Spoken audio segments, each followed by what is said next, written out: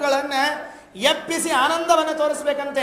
ನನ್ನ ಮೇಲೆ ಅರ್ಥಾತ್ ನನ್ನ ಹೃದಯದಲ್ಲಿ ರಾಮಕೃಷ್ಣರು ಬಂದು ಕೂತಿದ್ದಾರೆ, ಈ ಸೌಭಾಗ್ಯ ಇನ್ಯಾರಿಗಿಲ್ಲ ಅಂತ ಹೇಳಿ ಸಂತೋಷ ಪಡಬೇಕಂತೆ. ಹರಿದಾಸ ವರಿಯ ಮತ್ತೇನು ಮಾಡಬೇಕು? ಸೊಂಪಾಗಿ ಹುಲ್ಲು ಬೆಳೆದಿದೆ, ಬೇಕು ಯಥೇಚ್ಛವಾಗಿ ಹುಲ್ಲು ಬೆಳೆದಿದೆ ಗೋವರ್ಧನದಲ್ಲಿ. ಚಲೋತ್ನಾಗಿ ನದಿ ಹರಿತಾವ ಗುಡ್ಡದಲ್ಲಿ ಹಣ್ಣು ಹಂಪಲುಗಳೆಲ್ಲ ಬೆಳೆದಿದೆ, ಅದು ಸ್ವಾಭಾವಿಕ, ನೆನಪಿಟ್ಕೊಳ್ರಿ. ಆದರೆ ವ್ಯಾಸರಂತಾರೆ, ಗೋಪಿಕಾಸ್ತ್ರೀಯರಂತಾರೆ, ಅತಿಥಿಗಳು ಯಾರಾದರೂ ಮನೆಗೆ ಬಂದರೆ ಅವರಿಗೆ ಸತ್ಕಾರ ಮಾಡಬೇಕು ಅನ್ನೋದನ್ನು ಗೋವರ್ಧನನನ್ನು ನೋಡಿ ಕಲಿಬೇಕಂತೆ. ಯಾಕೆ ಅಂದರೆ ಬಂದ ದನಗಳಿಗೆ ಅದಕ್ಯೋಗ್ಯವಾದ ಹುಲ್ಲುಗಳನ್ನು ಕೊಡ್ತಿತ್ತಂತೆ, ಗೋಪಾಲಕರಿಗೆ ಬೇಕಾದ ಹಣ್ಣುಗಳನ್ನು ಕೊಡ್ತಾ ಇತ್ತಂತೆ, ಇನ್ಯಾರಿಗೆ ನೀರು ಬೇಕಾಗಿದ್ದರೆ ನದಿಗಳನ್ನು ಹರಿಸಿ ನೀರು ಕೊಡ್ತಾ ಇತ್ತಂತೆ, ಚೆಂದಾಗಿ ಗಿಡಗಳ ನೆರಳುಗಳನ್ನು ಮಾಡಿ ಬಂದವರಿಗೆ ನೆರಳಲ್ಲಿ ಕುಳಿತು ವಿಶ್ರಾಂತಿಯನ್ನು ಕೊಡುವಂತೆ ಮಾಡ್ತಾ ಇತ್ತಂತೆ.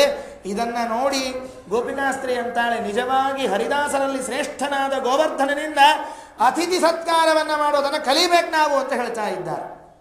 ನಮಗೆ ಅತಿಥಿ ಸತ್ಕಾರದ ಪರಿಚಯವೇ ಇರೋದಿಲ್ಲ. ನಮ್ಮದು ಮುಂದಿಂದು ತೆಗೆದು ಎರಡನೇದರಿಂದ ಶುರುವಾಗಿರುತ್ತೆ. ನಮ್ಮದು ಅತಿಥಿ ಸತ್ಕಾರದಲ್ಲಿ ಆಗಿ ತಿಥಿ ಸತ್ಕಾರದಲ್ಲಿಯೇ ಬಹಳ ಪ್ರೀತಿ ಇರ್ತದೆ ನಮಗೆ. ಯಾವಾಗಲೂ ಎಂದೆಂದೆಂದೆಂದು ಸಂಬಂಧ ಇಟ್ಕೊಳ್ಳೋದಿಲ್ಲ. ಬಂದವರನ್ನು ಬರ್ರಿ ಕೂಡ್ರಿ ಅಂತ ಹೇಳೋಷ್ಟು ಸೌಜನ್ಯವೂ ಇಲ್ಲದೆ ಹೋಗಿದೆ ನಮ್ಮಲ್ಲಿ ಇವತ್ತು. ಅವ್ರನ್ನ ಹಾಗೇ ನಿಲ್ಲಿಸೇ ಮಾತಾಡ್ತಿರ್ತೀವಿ. ಅಕಸ್ಮಾತ್ ಕೂತ್ಬಿಟ್ರೆ ಮತ್ತೇನಾರ ತಿನ್ಲಿಕ್ಕೆ ಕೇಳಿದ್ರೆ ಏನು ಮಾಡಬೇಕು? ಬೇಡ ನಿಂತ್ಕೊಂಡ ಮಾತಾಡಿ ನಿಲ್ಲಿಸೇ ಮಾತಾಡಿಸಿ ಹಂಗಿಂದ ಹಂಗೆ ಅವ್ನು ಕಳಿಸಿಬಿಟ್ರೆ ಚಲೋ ಆಗ್ತದೆ ಅಂತ ತಿಳ್ಕೊಂಡು. ಗೋವರ್ಧನ ನೋಡ್ರಿ, ಅದು ಹೇಳ್ತಾ ಇದೆ. ಏನು ಕೆಲಸ ಇದೆ ಅದಕ್ಕೆ? ಯಾರಾದರೂ ಹೇಳಿಕೊಟ್ಟಿದ್ದಾರ ಪಾಠಶಾಲೆಗೆ ಹೋಗಿ, ಇಲ್ಲಪ್ಪ ಅತಿಥಿಗಳು ಬಂದಾಗ ಹೀಗೆ ಸತ್ಕಾರ ಮಾಡಬೇಕು ಅಂತ ತಿಳ್ಕೊಂಡು? ಇಲ್ಲ, ಯಾರೂ ಪಾಠಶಾಲೆಗೆ ಕರ್ಕೊಂಡು ಹೋಗಿ ಪಾಠವನ್ನು ಕಲಿಸಿಲ್ಲ. ಕೃಷ್ಣ ಬಂದರೆ ಅವನ ಚರಣ ಸ್ಪರ್ಶ ಆದರೆ ಆನಂದಗೊಂಡು ಅವನ ಜೊತೆಗೆ ಬಂದ ಎಲ್ಲರಿಗೂ ಯೋಗ್ಯವಾದ ಸತ್ಕಾರವನ್ನು ಮಾಡ್ತಾ ಇದೆಯಂತೆ. ಮಾನಂತನೋತಿ, ಮಾನ ಅಂದರೆ ಗೌರವ, ಯೋಗ್ಯವಾದ ಸತ್ಕಾರ. ಸಹ ಗೋಗಣಯೋರಿ ಯತ ತತ, ಆ ಆಕಳಿಗೂ ಏನು ಬೇಕೋ ಅದನ್ನು ಕೊಡ್ತಾ ಇದೆಯಂತೆ. ಜಡವಾದ ಪರ್ವತ ಕೃಷ್ಣನ ಸ್ಪರ್ಶದಿಂದಾಗಿ ಅವರೆಲ್ಲರಿಗೂ ಏನು ಬೇಕೋ ಅದನ್ನು ಕೊಡ್ತಾ ಇದೆಯಂತೆ. ಕೊಡುವಾಗಲೂ ಕೂಡ ನೆನಪಿಟ್ಕೊಳ್ರಿ, ಅತಿಥಿ ಸತ್ಕಾರ ಮಾಡಬೇಕು ಅಂತಿದೆ ಅನ್ನೋದಕ್ಕೆ ಕಂಡವ್ರಿಗೆ ಮಾಡಬಾರದು, ನೆನಪಿಟ್ಕೊಳ್ರಿ. ಹೇಳಿರಿಲ್ಲೋ ಅತಿಥಿ ಸತ್ಕಾರ ಅಂತ ಹೇಳಿ. ಮನೆಗೆ ಬಂದಿದ್ದಾರೆ, ಆ ಬಂದ ವ್ಯಕ್ತಿ ಎಂಥವನು ಅಂತ ನೋಡಿ ಅವನ ಜೊತೆಗೆ ಅಂತಹ ಸತ್ಕಾರವನ್ನು ಮಾಡಬೇಕು. ಒಬ್ಬ ಜ್ಞಾನಿ ಬಂದಿದ್ದಾನೆ, ಆ ಜ್ಞಾನಿಗೆ ಮಾಡಬೇಕಾದ ಸತ್ಕಾರವನ್ನು ಅವನಿಗೆ ಮಾಡಬೇಕು. ಅಷ್ಟೇನು ಜ್ಞಾನಿ ಅಲ್ಲ, ಸದಾಚಾರಿ ಬಂದಿದ್ದಾನೆ, ಅವನಿಗೆ ಹೇಗೆ ಸತ್ಕಾರ ಮಾಡಬೇಕು ಹಾಗೆ ಮಾಡಬೇಕು. ಜ್ಞಾನಿಯೂ ಅಲ್ಲ, ಸದಾಚಾರಿಯೂ ಅಲ್ಲ, ಒಟ್ಟಿನಲ್ಲಿ ಒಬ್ಬ ಬಂದಿದ್ದಾನೆ, ಅವನಿಗೆ ಹೇಗೆ ಸತ್ಕಾರ ಮಾಡಬೇಕು ಹಾಗೆ ಮಾಡಬೇಕು. ದನ ಬಂದಿವೆ, ಆಕಳುಗಳ ಬಂದಿವೆ, ದನಕ್ಕೆ ಹುಲ್ಲು ಕೊಡ್ತಾನೆ, ಗೋಪಾಲಕರಿಗೆ ಹಣ್ಣು ಕೊಡ್ತಾನೆ ಗೋವರ್ಧನ. ಅದಕ್ಕೆ ಹೇಳ್ತಾರೆ ಶ್ರೀಮದಾಚಾರ್ಯ ಗೀತಾಭಾಷ್ಯದಲ್ಲಿ ಒಂದು ಮಾತು ಹೇಳ್ತಾರೆ. ಅಲ್ಲಿ ಶುನಿಚೈವ ಶ್ವಪಾಕೇಚ ಪಂಡಿತ ಸಮದರ್ಶಿನಃ ಅಂತ ಭಗವದ್ಗೀತೆ ಒಂದು ಮಾತು. ಏನು ಅಂತ ಕೇಳಿದರೆ ಕೃಷ್ಣ ಒಂದು ಮಾತು ಹೇಳ್ಬಿಡ್ತಾನೆ, ನೋಡು ಅರ್ಜುನ, ಎಲ್ಲರನ್ನ ಸಮಾನವಾಗಿ ನೋಡಬೇಕು ಅಂತ ಹೇಳ್ಬಿಡ್ತಾನೆ. ಅವನು ಹೇಳುವಾಗ ಬಹಳ ಚೆನ್ನಾಗಿ ಹೇಳ್ತಾನೆ, ವಿದ್ಯಾ ವಿನಯ ಸಂಪನ್ನೆ ಬ್ರಾಹ್ಮಣೆ ಗವಿಹಸ್ತಿನಿ ಶುನಿಚೈವ ಶ್ವಪಾಕೇಚ ಪಂಡಿತಾ ಸಮದರ್ಶಿನಃ. ಜ್ಞಾನಿಗಳಾದವರು ಎಲ್ಲರನ್ನ ಸಮಾನವಾಗಿ ನೋಡ್ತಾರೆ. ಇದಕ್ಕೆ ಎಲ್ಲರೂ ತಪ್ಪು ಬರೆದುಬಿಟ್ರು. ತಪ್ಪು ಅಂದರೆ ತಪ್ಪಾಗೇ ಬರೆದುಬಿಟ್ರು.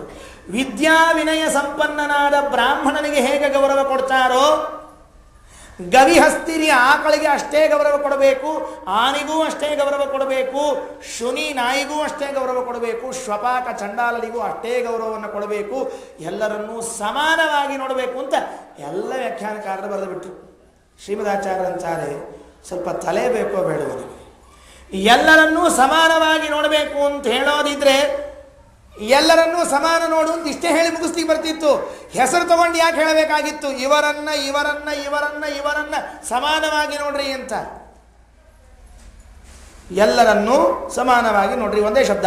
ಅದನ್ನು ಬಿಟ್ಟು ವಿದ್ಯಾವಂತನಾದ ಬ್ರಾಹ್ಮಣನನ್ನ, ಆಕಳನ್ನ, ಆನೆಯನ್ನ, ನಾಯಿಯನ್ನ, ಚಾಂಡಾಲನನ್ನ ಅಂತ ಇಷ್ಟು ಶಬ್ದ ಹೇಳಿ ಇವರನ್ನ ಸಮಾನವಾಗಿ ನೋಡ್ರಿ ಅಂತ ಅಂತಾರೆ ಅನ್ನೋದಕ್ಕೆ ಶ್ರೀಮದಾಚಾರ್ಯ ಅಂತಾರೆ, ಸಮಾನವಾಗಿ ನೋಡ್ರಿ ಅಂದರೆ ಎಲ್ಲರನ್ನ ಈಕ್ವಲ್ ಆಗಿ ನೋಡ್ರಿ ಅಂತ ಅರ್ಥ ಅಲ್ಲ, ಅವರ ಯೋಗ್ಯತೆಗೆ ಏನೋ ಅದನ್ನು ನೋಡ್ರಿ ಅಂತ ಅರ್ಥ. ಅದಕ್ಕೆ ಸಮ ಅಂತ ಕರೆಯೋದು ನೆನಪಿಟ್ಟುಕೊಳ್ರಿ. ಸಮ ಅಂದ್ರೆ ಏನು? ಅವರ ಯೋಗ್ಯತೆಗೆ ಏನು ಕೊಡಬೇಕೋ ಅದನ್ನು ಕೊಡೋದೇ ಸಮ. ಮತ್ತೆ ಇಲ್ಲದೆ ಹೋದರೆ ಕಥೆ ಏನು? ಮತ್ತೆ ಎಲ್ಲ ವಿದ್ಯಾವಂತನಾದ ವಿನಯವಂತನಾದ ಬ್ರಾಹ್ಮಣನನ್ನು ನಾಯಿಯನ್ನು ಸಮಾನವಾಗಿ ನೋಡ್ರಿ ಅಂತ ಹೇಳಿಬಿಟ್ರೆ ವಿದ್ಯಾವಂತನಾದ ವಿನಯವಂತನಾದ ಬ್ರಾಹ್ಮಣ ದೇವರ ಕಟ್ಟೆ ಹತ್ತಿ ಪೂಜೆ ಮಾಡಿ ತೀರ್ಥ ತಗೊಂಡು ಅಂಗಾರಕ್ಷತೆ ಹಚ್ಕೊಂಡು ಊಟ ಕೂಡ್ತಾನೆ, ಅವನ್ನೂ ಸಮ ನೋಡಬೇಕು. ಆಗ ತಾನೇ ತಿಪ್ಪಿಗುಂಡಿಯಿಂದ ಎತ್ತು ಬಂದಿದೆ ನಾಯಿ, ಅದನ್ನೂ ಸಮ ನೋಡಬೇಕು ಅಂದರೆ ಇಬ್ಬರಿಗೂ ಮಣೆ ಹಾಕಿ ದೇವರ ನೈವೇದ್ಯ ಅನ್ನ ಇಬ್ಬರಿಗೂ ಸಮಾತ್ನಾಗಿ ಬಡಿಸಿ ಸುಗ್ರಾಸ ಭೋಜನಕ್ಕೆ ಹಾಕಬೇಕು. ಹಾಕ್ತಾರ? ಅಲ್ಲ. ಅದಕ್ಕೆ ಒಂದು ಮಾತು ಹೇಳ್ತಾರೆ, ಸಮಾನವಾಗಿ ನೋಡಬೇಕು ಅನ್ನೋದರ ಅರ್ಥ ಏನು ಅಂದರೆ ಯೋಗ್ಯತೆಗೆ ಅನುಗುಣವಾಗಿ ಪೂಜೆಯನ್ನು ಮಾಡಬೇಕು. ಅಕಸ್ಮಾತ್ ಅಯೋಗ್ಯರಿಗೆ ಯೋಗ್ಯರ ಪೂಜೆಯನ್ನು ಮಾಡಿಬಿಟ್ರೆ ಏನಾಗುತ್ತೆ? ವಿಷಮಾನಾಂ ಸಮಾಪೂಜ ಸಮಾನಂಚ ವಿಷಮಾ ತಥಾ. ಗೀತಾ ಭಾಷ್ಯದಲ್ಲಿ ಶ್ರೀಮದಾಚಾರ್ಯ ಅಂತಾರೆ, ಸಮಾನರಾದವರಿಗೆ ವಿಷಮವಾದ ಪೂಜೆ, ವಿಷಮರಾದವರಿಗೆ ಸಮಾನವಾದ ಪೂಜೆಯನ್ನು ಮಾಡಿದರೆ ದೇವಪದಾದಪಿ ಭ್ರಂಶತೆ. ನೆನಪಿಟ್ಕೊಳ್ರಿ, ಅವ ದೇವತೆಯಾಗಿದ್ದರೂ ಕೂಡ ತಳಗೆ ಬೀಳ್ತಾನಂತ ಹೊತ್ತುಕೊಂಡು. ಸರ್ವಾತ್ಮನ ಮಾಡಬಾರ್ದು. ಅದಕ್ಕೆ ಮನುಸ್ಮೃತಿಕಾರ ಒಂದು ಮಾತು ಹೇಳ್ತಾನೆ, ಅಪೂಜ್ಯೋ ಪೂಜ್ಯತೆ ಯತ್ರ ಪೂಜ್ಯೋ ಯತ್ರ ನ ಪೂಜ್ಯತೆ. ಪೂಜಿಸಬೇಕಾದ ವ್ಯಕ್ತಿಯನ್ನು ಪೂಜಿಸುವುದಿಲ್ಲ, ಅಪೂಜ್ಯನಾದ ವ್ಯಕ್ತಿಯನ್ನು ಪೂಜಿಸ್ತಾರೆ ಅಂದರೆ ತತ್ರ ತ್ರೀಣಿ ಭವಿಷ್ಯಂತಿ ದುರ್ಭಿಕ್ಷಂ ಮರಣಂ ಧ್ರುವಂ ಅಂತ ಹೇಳ್ತಾ ಇದ್ದಾರೆ. ಅಲ್ಲಿ ಆಗೋದು ನಿಶ್ಚಿತ ಇದೆ ಅಂತೆ, ಇನ್ನೇನಿಲ್ಲ. ದುರ್ಭಿಕ್ಷೆಯಾಗತ್ತೆ, ಮರಣ ಆಗತ್ತೆ, ನಾಶವಾಗತ್ತೆ. ಯಾವಾಗತ್ತೆ ಇದು? ಯೋಗ್ಯತೆಯನ್ನು ಅನುಸರಣೆಯಾಗಿ ಮಾಡದೆ ಪೂಜೆಯನ್ನು ಮಾಡದ ಪರಿಣಾಮದಲ್ಲಿ. ಗೋವರ್ಧನ ತಿಳಿಸಿಕೊಡ್ತಾ ಇದ್ದಾನೆ, ಯೋಗ್ಯವಾದ ಪೂಜೆಯನ್ನು ಮಾಡ್ತಾನಂತೆ. ಗೋಪಾಲಕರಿಗೆಲ್ಲ ಹಣ್ಣು ಹಂಪಲಗಳನ್ನು ಕೊಟ್ಟ, ನೀರು ಬೇಕಾದವರಿಗೆ ನೀರು ಕೊಟ್ಟ, ದನಗಳಿಗೆ ಹುಲ್ಲುಗಳನ್ನು ಕೊಟ್ಟ. ವ್ಯತ್ಯಾಸ ಮಾಡಲಿಲ್ಲ ಅವನು ಗೋವರ್ಧನ. ಇದನ್ನು ನೋಡಿ ಹೇಳ್ತಾ ಇದೆ, ಗೋವರ್ಧನವನ್ನು ನೋಡಿ ಗೋಪಿಕಾಸ್ತ್ರೀಯರಂತಾರೆ, ಕಲಿಬೇಕು ಅವನನ್ನು. ಗೋವರ್ಧನನನ್ನು ನೋಡಿ ನಾವೆಲ್ಲ ಕಲಿಯಬೇಕಾದದ್ದೇನು? ಮನೆಗೆ ಅತಿಥಿಗಳು ಬಂದಾಗ ಸತ್ಕಾರ ಮಾಡಬೇಕು ಅನ್ನೋದನ್ನು ಕಲಿಬೇಕು. ಮನುಸ್ಮೃತಿಕಾರ ಮತ್ತೊಂದು ಮಾತನ್ನು ಹೇಳ್ತಾನೆ, ಏನು ಅಂತ ಕೇಳಿದರೆ, ಅನೇಕ ಸತ್ಕಾರದ ವಿಷಯದಲ್ಲಿ ಬಹಳ ಮಾತುಗಳು ಉಂಟು. ಹೇಗೆ ಸತ್ಕಾರವನ್ನು ಮಾಡಬೇಕು? ನಮಗಿಂತ ದೊಡ್ಡವರು ಬಂದಿದ್ದಾರೆ ಅಂತ ಇಟ್ಕೊಳ್ರಿ ಮನೆಗೆ, ನಮ್ಮ ಅಪ್ಪ ಅಥವಾ ನಮ್ಮ ಅಜ್ಜ, ನಮ್ಮ ಗುರುಗಳು ಯಾರೋ ಮನೆಗೆ ಬಂದಿದ್ದಾರೆ, ಸತ್ಕಾರ ಮಾಡ್ರಿ ಅಂತ ಹೇಳ್ಯಾರ ಅಂತ ಹೇಳಿ ಬಂದ್ರೆ, ಬರ್ರಿ ಒಂದು ಕುರ್ಚಿ ತೊಗೊಂಬರ್ರಿ ಹಾಕ್ರಿ ಆಚಾರ್ಯಗೆ ಅಂತ ಹೇಳಿ ಇನ್ನೊಂದು ಕುರ್ಚಿ ತರಿಸಿ ನಿಜವಾಗಿ ನೀವು ಒಳ್ಳೆ ಕೆಲಸನೇ ಮಾಡ್ತಾ ಇದ್ದೀರಿ. ಅವ್ರು ನೆಲದ ಮೇಲೆ ಕೂಡಿಸ್ತಾ ಇಲ್ಲ, ನೀವೇನು ಎತ್ತರ ಮೇಲೆ ಕೂತ್ಕೋತಾ ಇಲ್ಲ, ಕುರ್ಚಿ ತರಿಸಿ ಹಾಕಿಸಿ ಕೂಡಿಸ್ತಾ ಇದ್ದೀರಿ. ಮನುಸ್ಮೃತಿಕಾರ ಮನು ಅಂತಾನೆ, ಅಲ್ಲ, ನಿನಗಿಂತ ಹಿರಿಯರು ಬಂದರೆ ನೀನೇ ಕುರ್ಚಿ ಬಿಟ್ಟಿದ್ದು ಆ ಕುರ್ಚಿ ಮೇಲೆ ಅವ್ರನ್ನ ಕೂಡಿಸ್ಬೇಕಂತ ನೆನಪಿಟ್ಕೋ. ಇದು ಬಹಳ ಮಹತ್ವದ ಮಾತು ಅಂತ ಹೇಳ್ತಾ. ಇನ್ನೊಂದು ಕುರ್ಚಿ ತಂದು ಹಾಕ್ಸೋದಲ್ಲ, ಬಂದರೆ ಒಂದು ಕುರ್ಚಿ ತೊಗೊಂಬರ ಒಳಗಿಂದ ಅಂತ ಹೇಳಿ ಪಾಪ ಹೆಂಡತಿಗೆ ಹೇಳಿ ಒಂದು ಕುರ್ಚಿ ತರಿಸಿ ಹಾಕ್ಸೋದಲ್ಲ. ಅವರು ಬಂದ ಕೂಡಲೇ ನೀನು ಎದ್ದು ನಿಂತು ನೀನು ಯಾವ ಆಸನದ ಮೇಲೆ ಕೂತಿಯಲ್ಲ ಆ ಆಸನವನ್ನು ಬಿಟ್ಟುಕೊಟ್ಟು ಅವರನ್ನು ಕೂಡಿಸ್ಬೇಕಂತೆ. ನೀನು ಕೂತ್ಕೋ ನಿಂತ್ಕೋ ಅದರಿಂದ ವಿಷಯ ಬೇರೆ, ಆದರೆ ಅವರಿಗೆ ಸತ್ಕಾರವನ್ನು ಹೇಗೆ ಮಾಡಬೇಕು ಅಂತ ತಿಳಿಸ್ತಾ ಇದ್ದಾರೆ. ಒಟ್ಟಿನಲ್ಲಿ 4 ಇರಬೇಕಂತೆ ಬಂದ್ಕೊಳ್ಳೆ ಸತ್ಕಾರಕ್ಕೆ.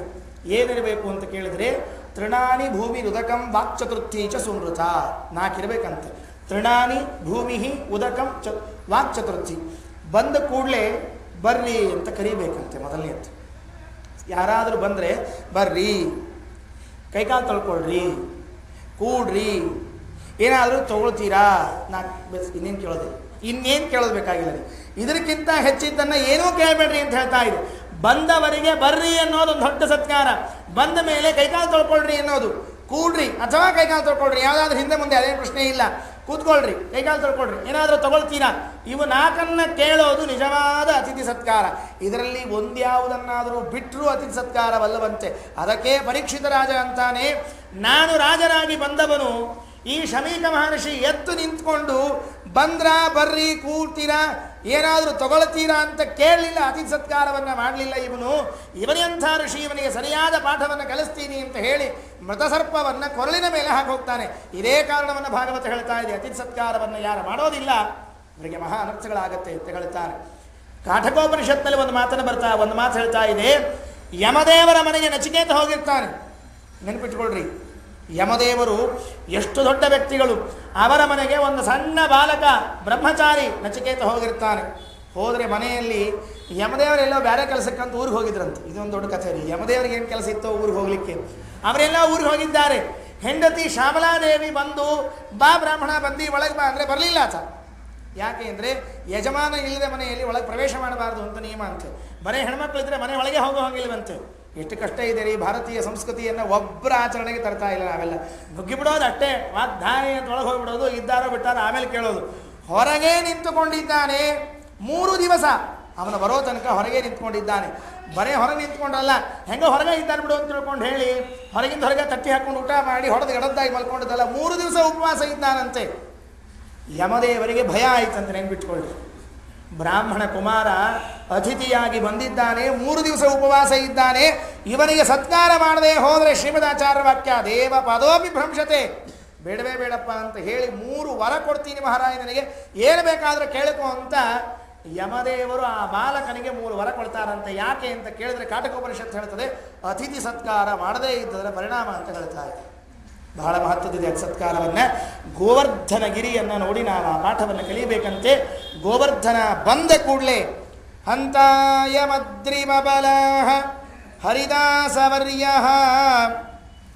ಯದ್ರಾಮಕೃಷ್ಣ ಚರಣಸ್ಪರ್ಶ ಪ್ರಮೋದ ಮಾನಂತನೋತಿ ಸಹ ಗೋ ಗಣಯೋಸ್ತಯೋರ್ಯತ ಪಾನೀಯ ಸೂಯವಸ ಕಂದರ ಕಂದಮೂಲೈ. ಒಂದೊಂದು ಪದಾರ್ಥಗಳನ್ನು ಕೊಟ್ಟು ಅವರಿಗೆ ಏನೇನು ಬೇಕೋ ಅದನ್ನೆಲ್ಲವನ್ನು ಮಾಡ್ತಕ್ಕಂಥವನಾಗಿದ್ದಾನಂತೆ. ಇಷ್ಟಾದಾಗ ಅಲ್ಲಿ ಕುಳಿತ ದೇವರು, ಈಗ ನೋಡ್ರಿ, ಇಷ್ಟು ಕೇಳಿದ ಮೇಲೆ 3ನೇ ದಿವಸ ಇವತ್ತು ನಾವು ಕೇಳ್ತಾ ಇದ್ದದ್ದು, ಮನೆ ಬಿಟ್ಟು ಗೋವರ್ಧನಕ್ಕೆ ಬರಲಿಕ್ಕೆ 3 ದಿವಸ ಹಿಡಿತು ನಮಗೆ. ಇಲ್ಲಿ ಬಂದ ಮೇಲೆ ಶುರು ಇನ್ಮೇಲೆ ವೇಣನಾದ, ಯಾಕಂದರೆ ಇನ್ಮೇಲೆ ಆಗಬೇಕಲ್ಲ. ಈಗ ಬರ್ತಾ ಬರ್ತಾ ಊದ್ಕೊಂಡು ಬಂದಾಗ ಏನಾಯಿತು ಅಂತ ಹೇಳಿದರು, ಅಲ್ಲಿ ಬಂದು ಕೂತ್ಕೊಂಡು ವೇಣುನಾದವನ್ನು ಪ್ರಾರಂಭ ಮಾಡ್ತಾನೆ. ಅದರ ಮುಂದಿನ ಕಥೆಗಳೆಲ್ಲ ಡೆವಲಪ್ ಆಗೋದು ಇನ್ನು ಮುಂದೆ ಆಗ್ತಾ ಇದೆ. ಆಗ ಈ ಕೊನೆಯ ಮಾತನ್ನು ಹೇಳ್ತಾ ಇದ್ದಾರೆ, ಏನು? ಗಾಗೋಪಕೈಹಿ ಅನುವನಂ ನಯತೋರುದಾರ ವೇಣುಸ್ವನೈಹಿ ಕಲಪದೈಹಿ ತನಭೃತ್ಸು ಸಖ್ಯಂ ಆಸ್ಪಂದನಂ ಗತಿಮತಂ ಪುಲಕಂ ತರುಣಾಂ ನಿರ್ಯೋಗಪಾಶಕೃತಲಕ್ಷಣಯೋ ವಿಚಿತ್ರಂ. ಆಗಲೇ ನಾ ಈ ಮಾತನ್ನು ಹೇಳಿದೆ. ಏನು ಅಂತ ಕೇಳಿದರೆ, ಗಾಹ ಗೋಪಕೈಹಿ ಅನುವನಂ. ಹೋಗ್ತಾ ಇದ್ದಂತೆ ದೇವರು ಮುಂದೆ ಮುಂದೆ. ಈಗ ದನ ಹೊಡ್ಕೊಂಡು ಹೋಗ್ತಿರ್ತಾರೆ, ನೋಡ್ತಿದ್ದೀರಾ? ನಿಮ್ಮೂರಾಗೆಲ್ಲ ದನ ಹೊಡೆಯೋರು ನೋಡ್ತಿರ್ತೀರಿ, ಗೊತ್ತಿರುತ್ತೆ ನಿಮಗೆಲ್ಲ. ಒಂದು ದೊಡ್ಡ ಬಾರ್ಕೋಲ್ ಹಿಡ್ಕೊಂಡಿರ್ತಾರೆ, ಹಗ್ಗ ಹಿಡಿದಿರ್ತಾರೆ, ಎಕಡ್ರೆ ಹೋದ್ರೆ ಕಟ್ಟ ರಪ ರಪ ಹೊಡಿತಿರ್ತಾರೆ. ಅದು ಎಲ್ಲೂ ಹೋಗ್ಲಾರ್ದಂಗೆ ನಮ್ಮ ಜೊತೆಗೇ ಬರಬೇಕು ಅಂತ ವ್ಯವಸ್ಥೆ ಮಾಡ್ಕೊಂಡು ಹೋಗ್ತಿರ್ತಾರೆ. ಕೃಷ್ಣ ಗೋವುಗಳನ್ನು ಕರ್ಕೊಂಡು ಹೋಗ್ತಾ ಇದ್ರೆ ಹೇಗೆ ಹೋಗ್ತಾ ಇದ್ದ?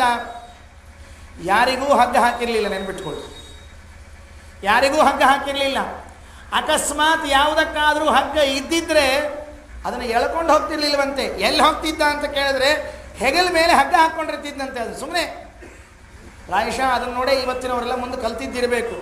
ಮುಂದೆ ಹೋಗ್ತಾ ಇರುವಾಗ ಎಲ್ಲಾದರೂ ಆಕಳು ತಪ್ಪಿಸ್ಕೊಂಡು ಹೋಗಬಾರ್ದು ಅನ್ನೋದಕ್ಕೆ ಆ ಕೊರಳಿಗೆ ಕಟ್ಟಿದ ಹಗ್ಗವನ್ನು ಬೆನ್ನಿನ ಮೇಲೆ ಹಾಕ್ಕೊಂಡು ಮುಂದೆ ನುಡಿಸ್ಕೊಂಡು ಹೋಗ್ತಾ ಇದ್ರೆ ಯಾವ ಆಕಳು ಕಣ್ಣೇ ತೆಗಿತಿದ್ದಿಲ್ಲ, ಕಣ್ಣು ಮುಚ್ಚಿಕೊಂಡೇ ಹೋಗ್ತಿದ್ವಂತೆ.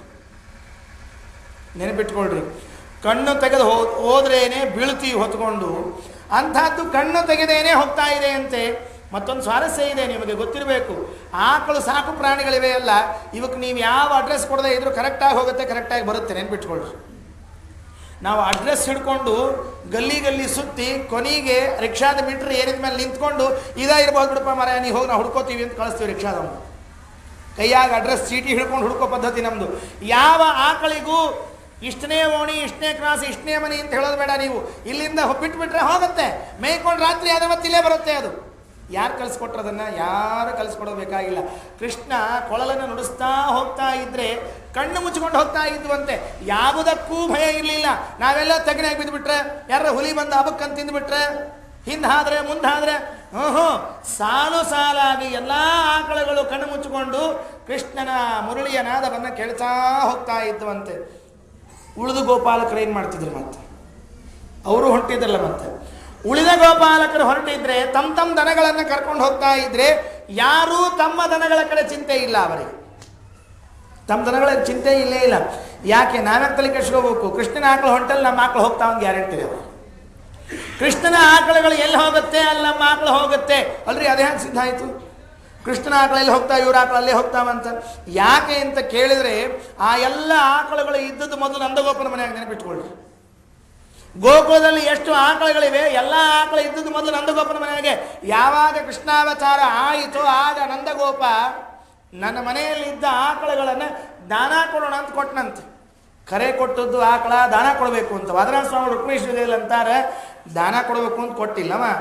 ನಂದಗೋಪ ಬಹಳ ಬುದ್ಧಿವಂತ ಇದ್ದಂತೆ. ಏನು ಅಂದರೆ, ನಾಳೆ ಬರೀ ನನ್ನವಷ್ಟೇ ಆಕಳಿದ್ರೆ ನನ್ನ ಮಗ ಒಬ್ಬನ ಹೊಡ್ಕೊಂಡು ಹೋಗ್ಬೇಕಾಗ್ತದೆ, ಉಳಿದವ್ರಿಗೆ ಒಂದು 4 ಆಕಳ ಕೊಟ್ಟಿದ್ದೆ ಅಂದ್ರೆ ಅವರೂ ಜೊತೆಗೆ ಆಕಳ ಹೊಡ್ಕೊಂಡು ಹೋಗಿ ನನ್ನ ಮಗನ ಜೊತೆಗೆ ಇರ್ತಾರ ಅನ್ನೋ ಸ್ವಾರ್ಥಕ್ಕೆ ಕೊಟ್ಟಿದ್ದಂತ ಅವನೇನು ಬಿಟ್ಕೊಳ್ಳಿ. ವಾದರಾಜರು ರುಕ್ಮಿಣೇಶ ವಿಜಯದಲ್ಲಿ ಈ ಮಾತನ್ನು ಹೇಳ್ತಾರೆ. ತಾನು ಕೊಡಬೇಕು ಅಂತ ಕೊಟ್ಟದ್ದಲ್ಲ.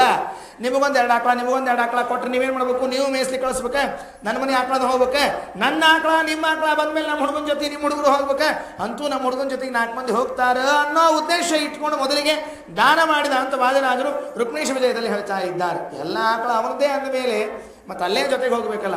ಉಳಿದು ಗೋಪಾಲಕರು ಚಂಗ್ಯಾಮಂಗ್ಯಾಂತರ ಮಾಡ್ಕೋತ ಆರಾಮ ಅಡ್ಡಾಡ್ಕೋತ ಹೋಗ್ಬಿಡ್ತಾರಂತ. ಅವ್ರು ಯಾರಿಗೂ ತಲೆ ಬಿಸಿ ಇರಲಿಲ್ಲ ಅಂತ ಹೇಳ್ತಾರೆ. ಗಾಹ ಗೋಪಕೈಹಿ ಅನುವನಂ ನಯನೋರುದಾರ ವೇಣುಸ್ವನೈಹಿ ಕಲಪದೈಹಿ ತನವೃತ್ಸು ಸಖ್ಯಂ ಆಸ್ಪಂದನಂ ಗತಿಮತಾಂ ಪುಲಕಂ ತರುಣಾಂ ನಿರ್ಯೋಗ ಪಾಶಕತಲಕ್ಷಣಯೋರ್ ವಿಚಿತ್ರಂ. ಅಲ್ಲಿ ಕುಳಿತ ಎಲ್ಲ ಆಕಳುಗಳನ್ನು ಕರ್ಕೊಂಡು ಹೋಗಿ ಕುಳಿತಾದ ಮೇಲೆ ಮುರಳಿಯ ನಾದವನ್ನು ಪ್ರಾರಂಭ ಮಾಡ್ತಾನಂತೆ. ಇಷ್ಟೊತ್ತಿಗಾಗಲೇ ಬದಲಾವಣೆಗಳು ಉಂಟಾಗಿತ್ತು ಅಂತ ಹೇಳ್ತಾರೆ ವ್ಯಾಸರು. ಏನು ಬದಲಾವಣೆಯಾಗಿತ್ತು ಅಂತ ಕೇಳಿದರೆ, ಜಂಗಮ ಸ್ಥಾವರ ಆಗಿತ್ತು, ಸ್ಥಾವರ ಜಂಗಮ ಆಗಿತ್ತು ಎಂದು ಬಿಡುತ್ತಾರೆ. ಎಲ್ಲ ಈ ಪಕ್ಷಿ ಪ್ರಾಣಿಗಳೆಲ್ಲ ಒಂದು ಕ್ಷಣ ಅವಕಾಶ ಇಲ್ಲದಷ್ಟು ವೇಗದಿಂದ ಸರಸರ ಸರಸರ ಅಡ್ಡಾಡ್ತಿದ್ವಂತೆ. ನೋಡ್ರಿ, ಎಲ್ಲಾದರೂ ಪಕ್ಷಿ ಪ್ರಾಣಿಗಳು ಖಾಲಿ ಕೂತ್ಕೊಂಡದ್ದು ನೋಡಿದ್ದೀರಾ? ಆದರೆ ಯಾವಾಗ ಈ ಕೃಷ್ಣನ ಮುರಳಿಯ ನಾದ ಬಂತೋ ಎಲ್ಲ ತಟಸ್ಥವಾಗಿ ನಿಂತು ಬಿಟ್ಟವಂತೆ. ಯಾವ್ಯಾವ್ಯಾವು ಅಡ್ಡಾಡಲಿಲ್ವಂತೆ. ಯಾವುದು ತಟಸ್ಥವಾಗಿ ನಿಲ್ಲಬೇಕಾಗಿತ್ತು, ಯಾವುದು ನಿಲ್ಲಬೇಕಾಗಿತ್ತು, ಯಾವುದರಲ್ಲಿ ಕ್ರಿಯೆ ಇಲ್ಲ, ಜಡಗಳಲ್ಲಿ ಕ್ರಿಯೆ ಇಲ್ಲ, ಅವುಗಳೆಲ್ಲ ಕ್ರಿಯೆ ತೋರಿಸ್ಲಿಕ್ಕೆ ಶುರು ಮಾಡಿದೆ ಅಂತೆ. ಗಿಡಗಳು ಹೂಗಳನ್ನು ಅರಳಿಸಿಕೊಂಡು ನಿಂತ್ಕೊಂಡಿವೆ ಅಂತೆ. ಕಲ್ಲುಗಳೆಲ್ಲ ಮೆತ್ತಗೆ ಸ್ಪರ್ಶವನ್ನು ತೋರಿಸ್ತಾ ಇದೆ ಅಂತೆ. ಆ ಹುಲ್ಲುಗಳೆಲ್ಲ ಮಲಗಿದ್ದು ಬಾಗಿದ್ದು ನೇರವಾಗಿ ಎದ್ದು ನಿಂತ್ಕೊಂಡು ನಾವು ನಿನ್ನ ನಾದಕ್ಕೆ ತಯಾರಾಗಿ ನಿಂತ್ಕೊಂಡಿದ್ದೀವಿ, ನೀನು ಹೇಗೆ ನಾದ ಮಾಡ್ತೀಯ ಮಾಡು, ಅದರಂತೆ ನಾವು ಕುಣಿಲಿಕ್ಕೆ ಪ್ರಾರಂಭ ಮಾಡ್ತೀವಿ ಅಂತ ಎಲ್ಲವೂ ತಯಾರಿಯನ್ನು ಮಾಡಿಕೊಂಡು ನಿಂತಿದೆಯಂತೆ. ನಿರ್ಯೋಗ ಪಾಶಕದ ಲಕ್ಷಣಯೋರ್ ವಿಚಿತ್ರಂ. ಇದು ಒಂದು ಭಾಗದಲ್ಲಿ ಗೋಪಿಕಾಸ್ತ್ರೀಯರು ಹೇಳಿದ ಮಾತು. ನಾನು ಮೊದಲನೇ ದಿವಸ ಹೇಳಿದ್ದೇನೆ, 2 ಭಾಗದಲ್ಲಿ ವೇಣುಗೀತೆ ಬಂದಿದೆ ಅಂತ ತಿಳಿದುಕೊಂಡು. ಒಂದು 19ನೇ ಅಧ್ಯಾಯದಲ್ಲಿ ಬಂದರೆ, ಇನ್ನೊಂದು 33ನೇ ಅಧ್ಯಾಯದಲ್ಲಿ ಬರತಕ್ಕಂಥದ್ದು. ಇದರ ಮುಂದುವರೆದ ಭಾಗ ಅಲ್ಲಿ ಇದೆ.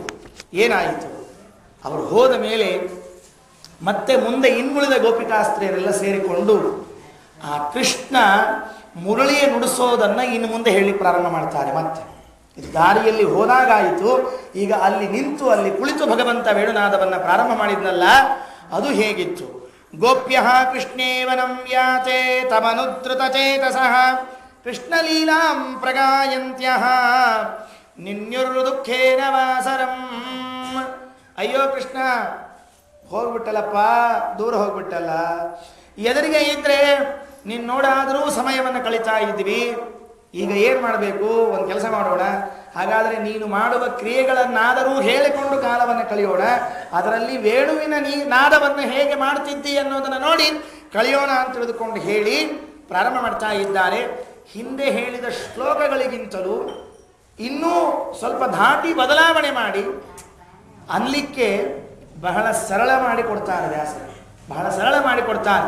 ಒಂದು ರೀತಿಯ ಧುನ್, ಆ ಧ್ವನಿಯನ್ನು ಹಿಡಿಸೋರು ಹೇಗೆ ಹಿಡಿಸ್ತಾರೆ ನೋಡ್ರಿ. ಇಷ್ಟೋ ತನಕ ಸಾಮಾನ್ಯ ಛಂದಸ್ನಲ್ಲಿತ್ತು, ಈಗ ಒಂದು ಸ್ವಲ್ಪ ಬೇರೆ ಛಂದಸ್ ಮಾಡ್ತಾರೆ. ಗೋಪ್ಯ ಊಚುಹು, ಮತ್ತೆ ಗೋಪಿಕಾಸ್ತ್ರೀಯರು ಹೇಳಿಕ್ಕೆ ಶುರು ಮಾಡಿದರು. ವಾಮ ಬಾಹು ಕೃತ ವಾಮ ಕಪೋಲೋ. ಸ್ವಲ್ಪ ಮಧ್ವ ವಿಜಯ ಯಾರಿಗಾದರೂ ಬರ್ತಿತ್ತು ಅಂದರೆ ಅವರಿಗೆ ಈ ಧಾಟಿಗಳೆಲ್ಲ ಗೊತ್ತಾಗುತ್ತೆ, ಛಂದಸ್ಸುಗಳೆಲ್ಲ ಗೊತ್ತಾಗತ್ತೆ.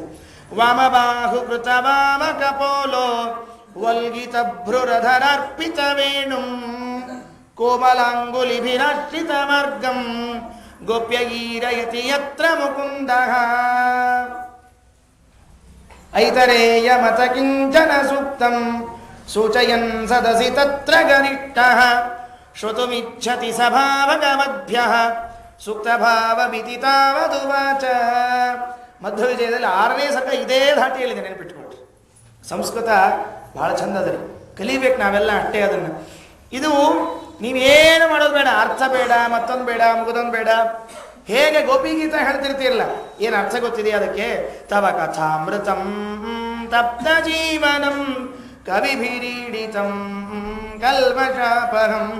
ಏನು ಬರದೇ ಇದ್ರು ಆ ಧಾಟಿ ಅಂದರೆ ಸಾಕು, ಆನಂದ ಆಗ್ಬಿಡುತ್ತೆ. ಇದು ಹಾಗೆ ಮಾಡಿದ್ದಾರೆ. ವಾಮ ಬಾಹು ಕೃತ ವಾಮ ಕಪೋಲೋ ವಲ್ಗಿತ ಭ್ರುರಧರಾರ್ಪಿತ ವೇಣುಂ ಕೋಮಲಾಂಗುಲಿಭಿರಾಷ್ಟ್ರಿತ ಮಾರ್ಗಂ ಯತ್ರ ಗೋಪ್ಯೈರಯತಿ ಯತ್ರ ಮುಕುಂದಃ. ದೇವರು ನುಡಿಸುವಾಗ ಒಂದು ಭಂಗಿಯಲ್ಲಿ ನುಡಿಸ್ತಾ ಇದ್ದಂತೆ. ಸ್ಟೈಲ್ ಒಂದೊಂದು ನುಡಿಸ್ಬೇಕಾದಾಗ, ಈಗ ತಬಲಾ ಬಾರಿಸೋರು ಇರ್ತಾರೆ, ಅವ್ರು ಹೆಂಗೆ ಕೂತಿರ್ತಾರೆ ನೋಡ್ರಿ ಗೊತ್ತಾಗತ್ತೆ. ಮೃದಂಗ ಬಾರಿಸೋರು ಇರ್ತಾರಲ್ಲ, ಅವ್ರು ಹೆಂಗೆ ಕೂತಿರ್ತಾರೆ ನೋಡ್ಕೊಳ್ಳಿ. ವೀಣಾ ನುಡಿಸೋರು ಇರ್ತಾರಲ್ಲ, ಅವ್ರು ಹೆಂಗೆ ಕೂತಿರ್ತಾರೆ. ಎಲ್ಲರೂ ನೆಟ್ಟಿಗೆ ಕೂತು ಬಾರಿಸೋದಿಲ್ಲ, ಬಾರಿಸ್ತಾರ. ಮೃದಂಗ ನುಡಿಸೋರು ಚೌಕಾಸನ ಹಾಕ್ಕೊಂಡು ಮೃದಂಗ ಮುಂದೆ ಇಟ್ಕೊಂಡು ಬಾರಿಸ್ಲಿಕ್ಕೆ ಆಗೋದಿಲ್ಲ. ಅದು ತೊಡಿ ತೆಳಗೆ ಬಂದ್ರನ್ನ ಬರೋಬ್ಬರಿ ಏಟ ಬಿದ್ರನ್ನ ಬಾರಿಸ್ತದ. ತಬಲಾ ಬಾರಿಸೋರು ಅಗದಿ ಚಂದ ಇದನ್ನೇ ಮತ್ತು ಊಟಕ್ಕೆ ಕೂತು ಹಂಗೆ ಕೂತು ಮತ್ತು ಅದಾಗೋದಿಲ್ಲ. ಅದರದ್ದೊಂದು ಕ್ರಮನೇ ಬೇರೆ. ಆ ವೀಣಾ ನುಡಿಸವ ಅದರದ್ದೊಂದು ಕ್ರಮನೇ ಬೇರೆ. ಕೊಳಲು ನುಡಿಸುವಾಗ ಹೇಗೆ ನುಡಿಸಬೇಕು? ಇವತ್ತು ನುಡಿಸೋರು ನೋಡಬೇಡ್ರಿ. ಇವತ್ತು ನುಡಿಸೋರು ಪಾಪ ಅವು ಹೆಂಗೆ ಕೂತಿರ್ತಾವ, ಹೆಂಗೋ ಹಿಡಿತಾವ, ಹೆಂಗೋ ನುಡಿಸ್ತಾವ.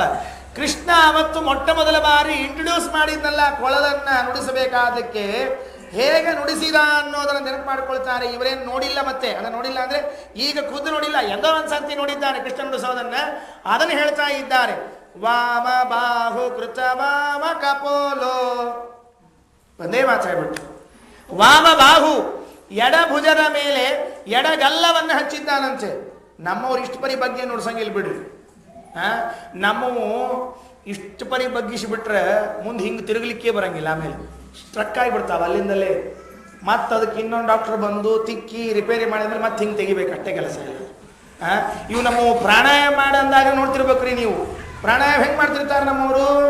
ಹಿಂಗೆ ಹಿಡ್ಕೊಂಡಿರ್ತಾರೆ ರೀ ಮೇಲೆ, ಗಟ್ಟಿ ಹಿಡ್ಕೊಂಡ್ರೆ ಮುಂದೆ ಪ್ರಾಣಾಯಾಮ ಆದಮೇಲೆ ಮುಂದೆ ಹೇಳ್ಬೇಕಲ್ಲ ಇವ್ರು. ಮತ್ತು ನಮ್ಮ ಪ್ರಾಣಾಯಾಮ ಹೆಂಗಿರ್ತಾವ, ಹಿಂಗೆ ಮ್ಯಾಲೆ ಹಿಡ್ಕೊಂಡು ಮಾಡೋ ಪ್ರಾಣಾಯಾಮ. ನಮ್ಮ ಉಸುಳು ಬಂದ್ ಮಾಡಬೇಕು ಅಂತಿದೆ ಅಲ್ಲ, ಅದನ್ನ ಯಾರೋ ಮಾಡೋದಿಲ್ಲ. ಮ್ಯಾಲೆ ಹಿಡ್ಕೊಂಡಿರ್ತಾರೆ, ಗಾಬರಿ ಹಿಡ್ಕೊಂಡ ಮೇಲೆ ಹೋಗಿಬಿಟ್ರೆ ಮತ್ತೆ ಎಲ್ಲರ ಅಂತ ತಿಳ್ಕೊಂಡು ಹೇಳಿ ಅಲ್ರಿ. ಇವ್ರು ಹೆಂಗಾರು ಹೋಗೋದಿರಲಿ, ಅವ್ರು ನೋಡೋರು ಪ್ರಾಣ ಹೋಗ್ತದೆ ಎಲ್ಲ. ಅದು ನಾವು ಪೂರ್ಣವಾದ ಭಂಗಿಗಳನ್ನು ಮಾಡೋದಿಲ್ಲ.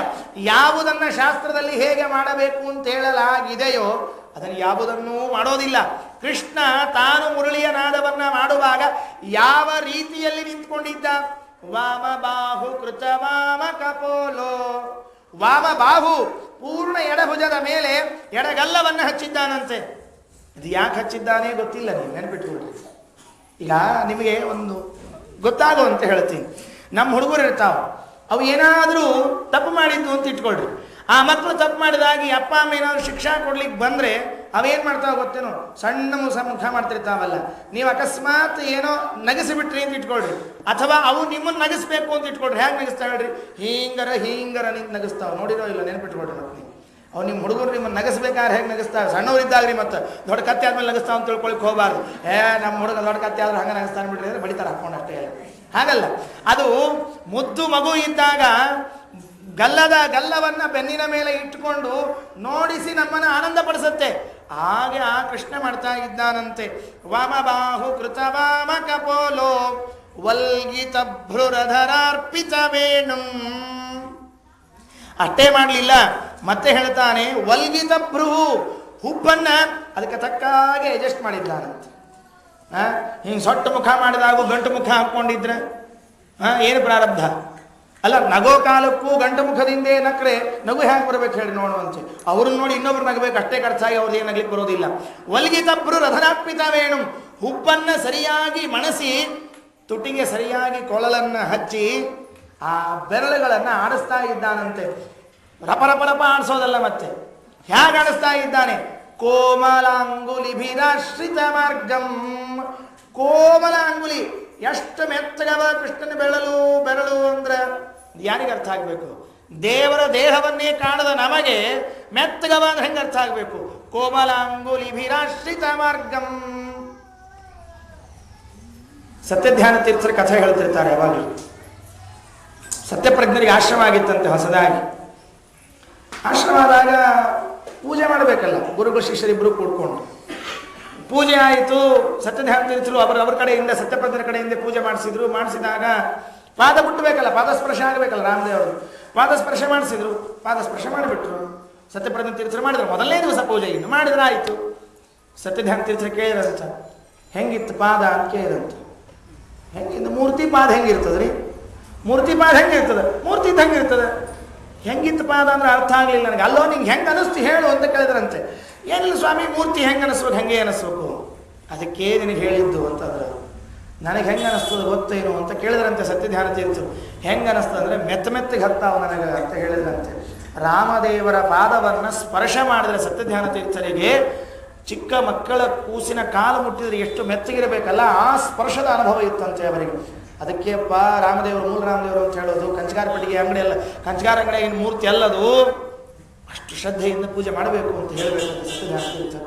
ಕೋಮಲಾಂಗುಲಿ ವಿರಾಶ್ರಿತ ಮಾರ್ಗಮ, ಆ ಭಗವಂತನ ಪಾದವೇ ಅಷ್ಟು ಮೆತ್ತಗಿತ್ತು ಅಂತ ಸತ್ಯಧ್ಯಾನ ತೀರ್ಥರು ಹೇಳಬೇಕಾದ್ರೆ ಅವನ ಕೈ, ಆ ಕೈಯಿಂದ ಮೆತ್ತಗಿನ ಕೈಯಿಂದ ನುಡಿಸ್ತಾ ಇದ್ರೆ ಕೋಮಲಾಂಗುಲಿ ವಿರಾಶ್ರಿತ ಮಾರ್ಗಂ ಗೋಪ್ಯ ಈರಯತಿ ಯತ್ರ ಮುಕುಂದ, ಹೀಗೆ ನುಡಿಸ್ತಾ ಇದ್ದ ಅನ್ನೋದನ್ನ ಒಬ್ಬ ಗೋಪಿ ತಾನು ಊರಲ್ಲಿ ಕೂತು ಹೇಳ್ತಾ ಇದ್ದಾಳಂತ. ಅಲ್ಲಿ ನೋಡಿದವಳಲ್ಲ, ಅಲ್ಲಿ ಇದ್ದವಳಲ್ಲ, ಎಲ್ಲೋ ಕುಳಿತರೂ ಕೂಡ ಕೃಷ್ಣ ಹೇಗೆ ಮುರಳಿಯ ನಾದವನ್ನ ಮಾಡ್ತಾನೆ ಅನ್ನೋದನ್ನ ಖಚಿತವಾಗಿ ಹೇಳ್ತಿದ್ರಂತ. ನೆನಪಿಟ್ಕೊಳ್ಳಿ, ಆ ಕೊಳಲು ಇತ್ತಲ್ಲ ಅದರ ಮೇಲೆ ಎಷ್ಟು ರಂಧ್ರಗಳಿದ್ದವು.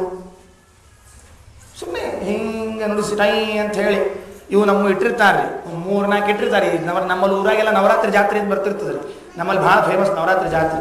ಅವು ಕೊಳಲು ಇರ್ತಾವೆ, ನಿಮ್ಮಲ್ಲಿ ಸಿಗ್ಬೋದು, ನಮ್ಮಲ್ಲಿ ನೆನಪದ ಹೇಳ್ತಾ ಇದ್ದೀನಿ ಅಷ್ಟೇ. 1-3 ತೂತು ಹಾಕಿಬಿಟ್ಟಿರ್ತಾರೆ, 3-4 ಹಾಕಿಬಿಟ್ಟಿರ್ತಾರೆ. ಅದು ಅಷ್ಟೇ ಕತಿ, ಪವ ಅಂತ ಊದೋದು ಮುಗಿಸ್ಬಿಡೋದು ಅಷ್ಟೇ ಕೆಲಸ ಇರ್ತದೆ. ಹಾಗಲ್ಲ, ಅದಕ್ಕೆ ಸರಿಯಾಗಿ 7 ರಂಧ್ರಗಳನ್ನು ಕೊರೆದಿದ್ರಂತೆ.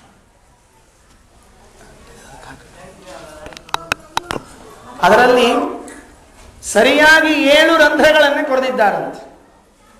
ಯಾಕೆ? ಸಮಯ ಆಗಿದೆ ಇವತ್ತು, ನಾಳೆ ಚೆನ್ನಾಗಿ ಹೇಳಬೇಕಲ್ಲ, ಇನ್ನು ಕೃಷ್ಣಾವತಾರದ ಪ್ರಸಂಗ ಇದೆಯಲ್ಲ. ಇವತ್ತು ನಾವಲ್ಲಿಗೆ ಬಂದು ನಿಂತಿದ್ದೇವೆ, ಕೃಷ್ಣ ನಾದವನ್ನು ಪ್ರಾರಂಭ ಮಾಡ್ತಾ ಇದ್ದಾನೆ. ಮುಂದೆ ಆದ ಘಟನೆಗಳೇನು ಅನ್ನೋದಕ್ಕೆ ನೋಡ್ತಾ ಇದ್ದೀವಿ. ಕೃಷ್ಣನ ಕೈಯಲ್ಲಿನ ಕೊಳಲು, ನಿನ್ನೆ ಹೇಳಿದೆ, ಕೊನೆಗೊಂದು ಮುತ್ತಿನ ಗಂಚಲನ್ನು ಕಟ್ಟಿದ್ದಾರೆ, ಅದರಲ್ಲಿ ಎಲ್ಲ ದೇವತೆಗಳು ಸೇರಿಕೊಂಡಿದ್ದಾರೆ. ಮಧ್ಯದ ರಂಧ್ರಗಳಿವೆ ಅಲ್ಲ, ಅದರ ತುಂಬ ಲಕ್ಷ್ಮೀದೇವಿ ಸೇರಿಕೊಂಡಿದ್ದಾಳೆ. ಅದಕ್ಕೆ ಸರಿಯಾಗಿ 7 ರಂಧ್ರಗಳನ್ನು ಕೊರೆದಿದ್ದಾರೆ. 7ರ ಮೇಲೂ ಕೈ ಆಡಿಸ್ತಾ ಇದ್ದಾನಂತ. 7ರ ಮೇಲೂ ಕೈ ಆಡಿಸಿದಾಗ ಒಂದೊಂದರ ಮೇಲೆ ಕೈ ಆಡಿಸಿದರೆ ಒಂದೊಂದು ನಾದ ಬರ್ತಾ ಇದೆ ಅಂತ. ಯಾಕೆ 7 ಕೊರೆದಿದ್ದು? ಏನು ಇನ್ನೊಂದು 2 ಕೊರೆದಿದ್ರೆ ಯಾರು ಒಲ್ಲಂತಿದ್ರ? ಕಡಿಮೆ ಕೊರೆದಿದ್ರೆ, ಜಾಸ್ತಿ ಕೊರೆದಿದ್ರೆ ಯಾರಾದರೂ ಒಲ್ಲಂತಿದ್ರ? ಇಲ್ಲ. ಆದರೂ ಕೃಷ್ಣನ ಕೊಳಲಿಗೆ 7 ರಂಧ್ರಗಳು, ಆ 7 ರಂಧ್ರಗಳಿಂದ ಪ್ರಾರಂಭ ಮಾಡ್ತಾ ಇದ್ದಾನೆ ಭಗವಂತ ನಾದವನ್ನ. 7 ಸ್ವರಗಳಿವೆ ನಮ್ಮಲ್ಲಿ, ನೆನಪಿಟ್ಕೊಳ್ರಿ. ಸಂಗೀತ ಕಲಿತವರು ಎಲ್ಲರಿಗೂ ಗೊತ್ತಿದೆ, 7 ಸ್ವರಗಳ ಪರಿಚಯ ಇದೆ. ಸರಿಗಮ ಪದ ನಿಸ ಅನ್ನುವ ಸ್ವರಗಳ ಪರಿಚಯ ಎಲ್ಲರಿಗೂ ಇದೆ. ಅದರಿಂದ ಮುಂದೆ ಎಂತಹ ನಾದ ಹೊರಟಿತು, ಅದರ ಅಭಿಪ್ರಾಯಗಳೇನು ಎಂಬುದನ್ನು ಮತ್ತೆ ನಾಳೆ ದಿವಸ ಸೇರಿದಾಗ ನೋಡೋಣವಂತೆ. ನಾಳೆ ದಿವಸ ಕೊನೆ ಕೃಷ್ಣ ಜನ್ಮ ಅಷ್ಟಮಿ ಆದ್ದರಿಂದ ನಾಳೆ ದಿವಸವೇ ಈ ವೇಣುಗೀತೆಯ ಮಂಗಳವನ್ನು ಮಾಡ್ತಾ ಇದ್ದೀನಿ. ಯಾಕೆಂದರೆ ಮತ್ತೆ ನಾಡದ್ದು ನನಗೆ ಊರಿಗೆ ಹೋಗುವ ಅರ್ಜೆಂಟ್ ಇದೆ. ನಾಡದ್ದು ಸಂಜೆಗೆ ಏನು ಪ್ರವಚನ ಆಗೋದಿಲ್ಲ. ನಾಳೆ ಕೊನೆ ದಿವಸ ಕೃಷ್ಣಾಷ್ಟಮಿ. ಪ್ರತಿ ವರ್ಷ ನಾವು ಕೃಷ್ಣಾಷ್ಟಮಿಯ ಮುಕ್ತಾಯ ಮಾಡುವಂತೆ ನಾಳೆಯೂ ಈ ವೇಣುಗೀತೆಯ ಉಳಿದ ಶ್ಲೋಕಗಳನ್ನು ನೋಡ್ತಾ ಸ್ವಲ್ಪ ಕೃಷ್ಣನ ಜನ್ಮದ ಬಗ್ಗೆಯೂ ಕೇಳಿ ನಾಳೆ ದಿವಸ ಈ ವೇಣುಗೀತೆಯನ್ನು ಮುಕ್ತಾಯ ಮಾಡೋಣ. ಶ್ರೀಕೃಷ್ಣ ಅರ್ಪಣಮಸ್ತು. ಕಾಯೇನ ವಾಚಾ ಮನಸೇಂದ್ರಿಯೈರ್ವಾ ಬುದ್ಧ್ಯಾತ್ಮ